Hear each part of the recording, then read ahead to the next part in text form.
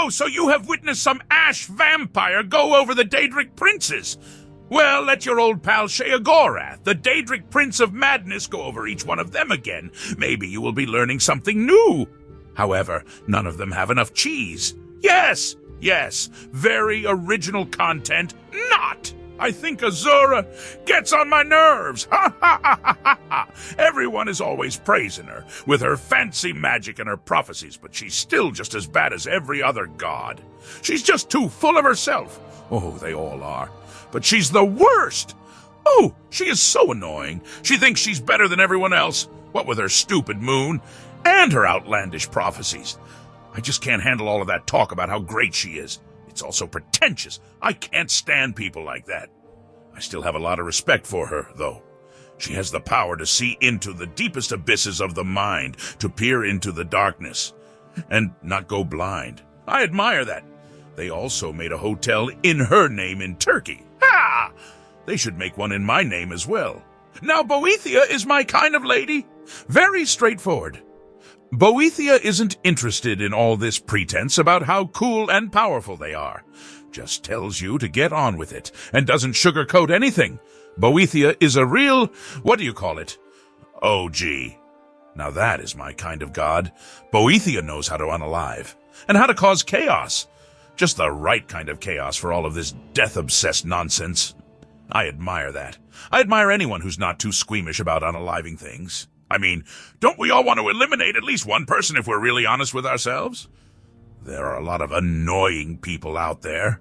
Also, let's not forget what Boethiah did to Trinimac, or Malacath as he's known today. That was a stinker. Oh, how about Mephala? Now that one is fun. That god is so sneaky, so manipulative, so... I just can't help but admire all of it. So much mystery, so much death. The divine is truly remarkable. Mephala is like a big spider in the middle of its web, watching all the little bugs crawl around and do what it wants them to do. Now that is a real god. The Molag Bal is a fun little organization that worships her. Once again, it is very fun to watch mortals unaliving other mortals. She likes to plot behind the scenes and is a great mastermind of death and trickery and deceit. She's always pulling the strings on mortal affairs, but you never really find proof of her work. It's all done with secrets. She might also be the Night Mother, Sithis, the Void, or whatever all that jazz is. However, don't tell her I told you that. Oh, Clavicus Vile. I try to stay away from him. I've met him many, many times, and all he does is try to tell me about deals. He's such a schemer.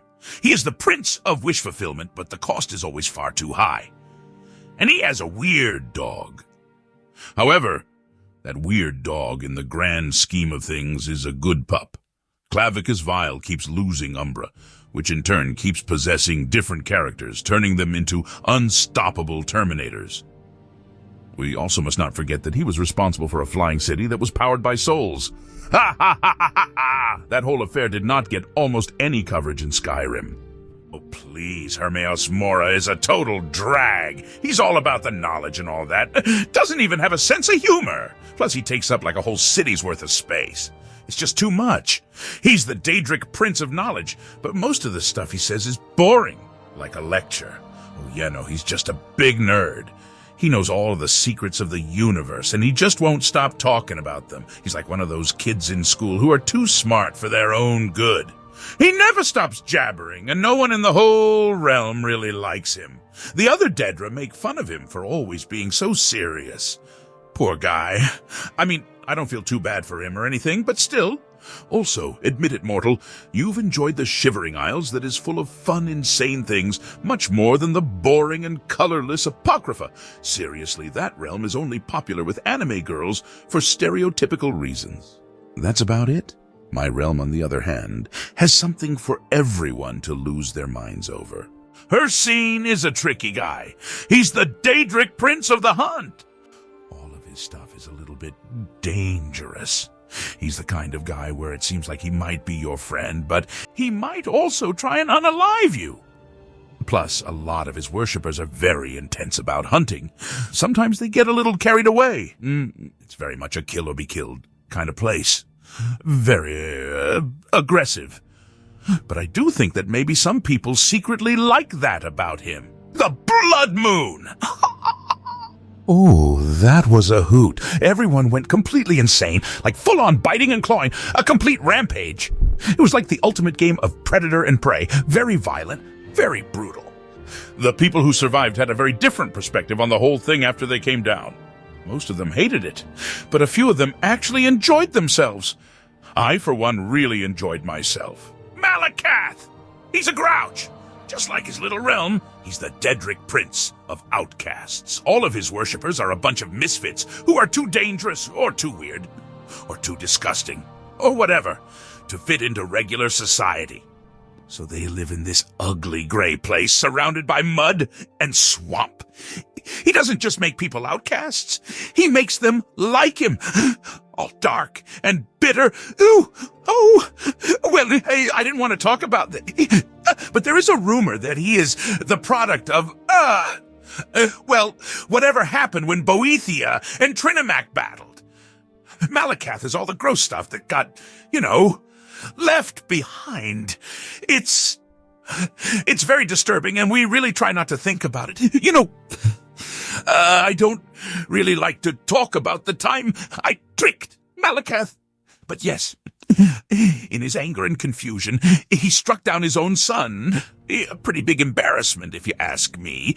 You could almost say it was mad. Mehrunes Dagon. He's a hothead. My goodness, he's the Daedric Prince of Destruction, which I think speaks for itself. He's constantly causing chaos, and the only thing that makes him happy is destroying things. He's the god of destruction and fire, and I think if he got his way, even the most simple things in life would be destroyed. He's a force of nature, almost a very angry, very destructive force of nature. Well, he was at the center of this whole big event called the Oblivion Crisis, where he tried to invade the mortal realm from his plane of oblivion. It was such a boring place. He almost won, very close to succeeding. So that's pretty interesting. But we mostly just try to stay on his good side, because I'd really rather not be on the bad side of a god who wants to destroy the entire world on Earth. Wouldn't you? I may have played one side against the other during the Oblivion Crisis. But then it kind of spiraled out of control. I mean, we're talking about gods here. You're working with a lot of power, and when you try to pull the strings with those kinds of guys, sometimes you accidentally pull too hard. Meridia is a very intense god. She's the Daedric Prince of Light and Life, which on the surface sounds very good, but really she's the kind of god who doesn't like, death. And undeath. And the undead. In her eyes, that's wrong. So she can be a bit judgmental. Like really judgmental. She has this burning hatred for everything that doesn't fit in with her worldview. She's definitely the kind of god who you want on your side in a fight.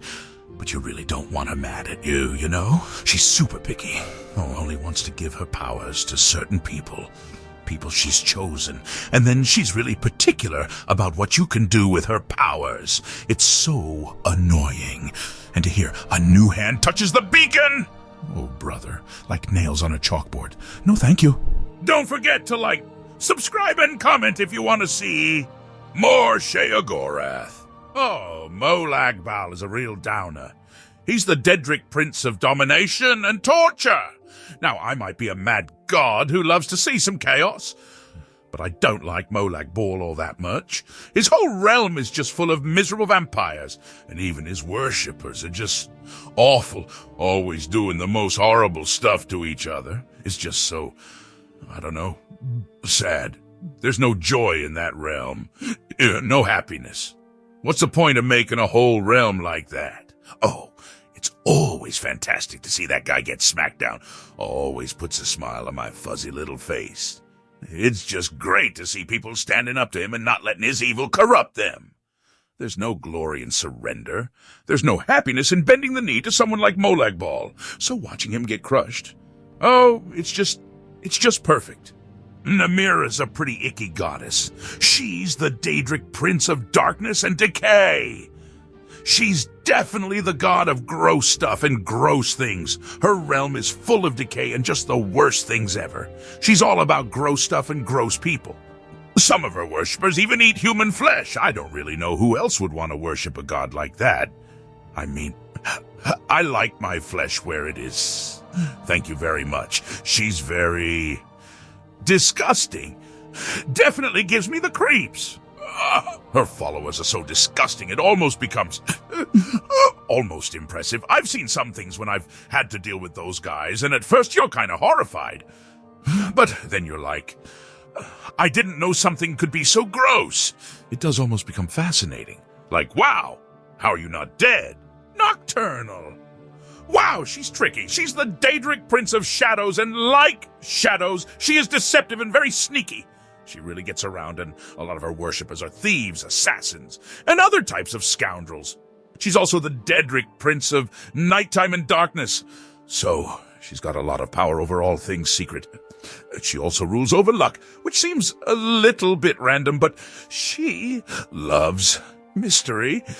Oh, but she's so unpredictable. She's a hard one to know. You can never really trust her. The skeleton key. Now that is a thing of legends. It can open any door, and I mean any door. It's one of the most powerful objects in existence. That thing is a real key to power. Whoever has that can open anything and go anywhere. It's a fantastic object. If you can hold on to it, that is, I'd imagine a lot of people would be trying to steal it from you. And the Grey Cow, that is an impressive artifact, powerful. I would like to have that in my possession myself. Then I can use the Wabbajack with impunity. Oh, Peryite is odd. He is the Daedric Prince of Pestilence and Disease. His realm of Oblivion is infested with rats and pests. I respect him and his power, for while he causes disease, he also teaches the people of Tamriel how to combat disease, how to survive. He is a difficult Daedra to understand, but he is a necessary part of life. He's a complex little guy, and he certainly takes his job seriously. He is not one of the more friendly Daedric Princes, but he is worth studying and understanding. I understand the importance of his power. He is the god of pestilence, but I think that he is much more than that. He's the god of cleansing and renewal. He is the god of balance and equilibrium, and I can understand that. My only concern is that he takes his role very seriously. Too seriously. He may be too strict, too rigid, too unfeeling. I think it's okay to have fun, even for Daedra. Oh, Sanguine's a good fellow. He likes his wine and his parties. He likes to have a good time. But he isn't nearly as chaotic as I am. It's more a planned sort of party. But he makes quite fine wine, that's for sure.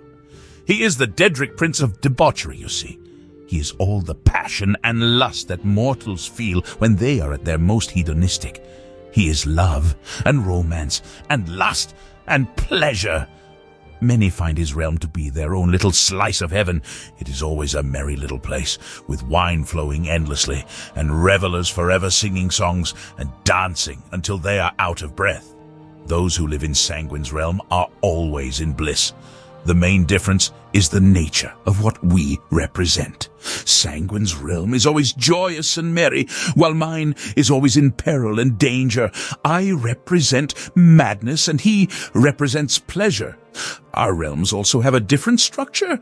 His is like a beautiful party place full of wine and revelers, where mine is like an insane asylum filled with twisted things and twisted people. His realm makes you want to sing and dance and drink, and mine makes you want to throw up and eat bugs and run around yelling, "Cheese for everyone!" Ha ha ha! Vaermina is an old friend of mine. She represents the fear of the unknown and the forbidden, and is therefore a very dangerous Daedric prince. Her realm is a nightmare world where fear and torment rule supreme. If you do visit her, you will find that your mind is filled with many scary, twisted, and frightening thoughts, which will haunt you long after you leave that realm. She is the worst of the Daedra, and it is best to avoid her, or at least avoid her realm at all costs. I may or may not have... That's the way things work in the realm of the Daedra. It's all a big game to us. and we always try to one-up each other to get ahead. If I drive some of her followers mad, well, that's just part of the game. Ha ha! Jigalag is the Prince of Order, and we are like two sides of the same coin. He is logic and reason. I am madness and creativity. He is rigid and unmoving. I'm always changing, always flowing like a river. He is strict and orderly. I am unpredictable and chaotic. We are two opposite forces, but we are both the same. In the end, he is me, and I am him. Oh, you see, we are always two separate beings.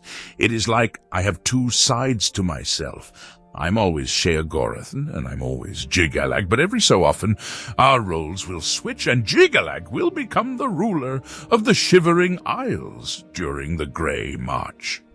And I will not exist. He will take my place, but eventually order becomes too logical, and he will go mad like me, and the cycle begins again.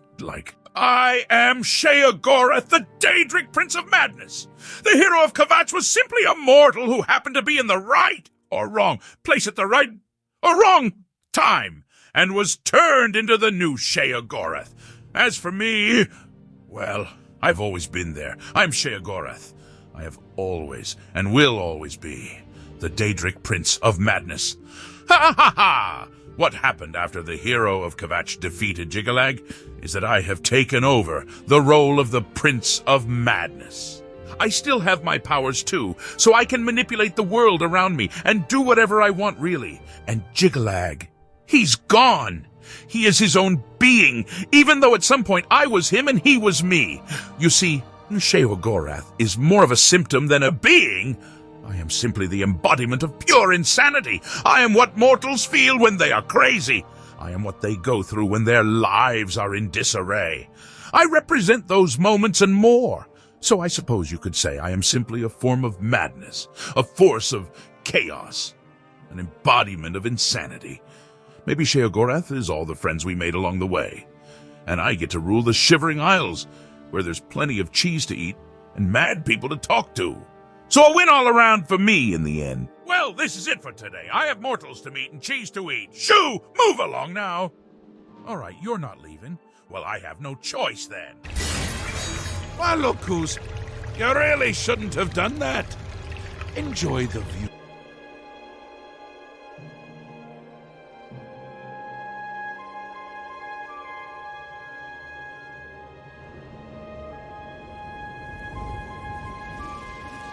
I know I sound like Lucian LeChance, you mortal.